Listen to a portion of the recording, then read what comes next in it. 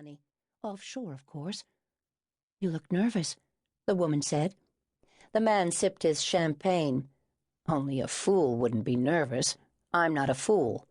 What you're saying is that you require my organizational skills to continue, is that it? She hated to admit it, but she said, Yes, that's what I'm saying. The man remained silent long enough that the woman had to prod him. It's risky, he said.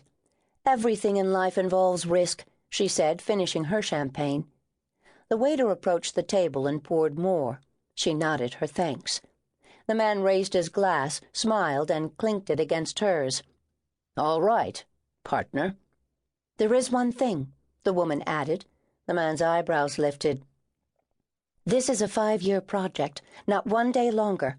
We need to agree on that right now.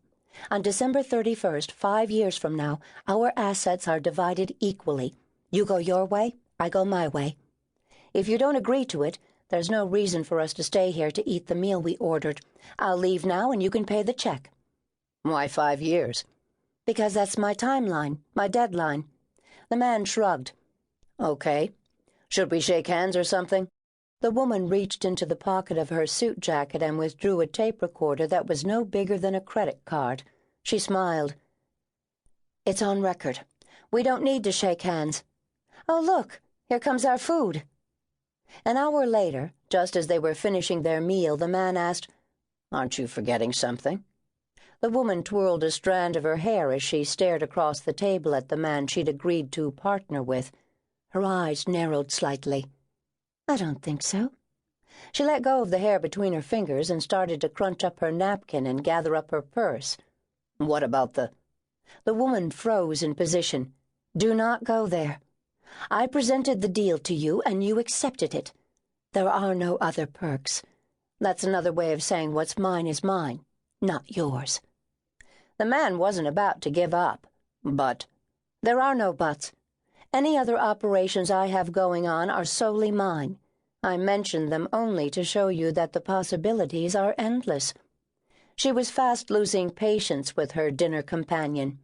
Well, the man still wasn't about to give up. Can we address this at some later point?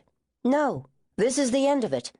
She could tell by the man's expression that it was not the end of it. She sighed. Greed was the most powerful motivator in the world. She was on her feet and walking toward the door. Like I'll really share my little gold mine with someone like him. Chapter 1. The Present. The day was hot and sultry, the sun blistering in the bright blue cloudless sky. Even the birds that usually chirped a greeting when the sisters appeared poolside seemed to have gone for cover in the cool, tall pines on Big Pine Mountain. I can't believe this heat. It's only July and we're on a mountain, Alexis said as she fanned herself with the book she'd been reading. It's a good thing we aren't on a mission. We'd disintegrate. Nicky stood up, a glorious nymph in a simple one-piece pearl-white swimsuit, and headed for the diving board. Don't even say the word mission, Alexis. We're on hiatus. My brain has gone to sleep, she shouted over her shoulder. The sisters watched Nicky as she danced her way to the end of the diving board. She bounced up, then hit the water, barely making a ripple. A perfect dive that would have been the envy of any Olympic diver who might have seen it. After Nicky, a glorious bronzed creature, surfaced, she swam to the far side of the pool, climbed out, and walked back to the chair that sat under a monster outdoor umbrella. She immediately started to lather on an SPF 35 sunblock.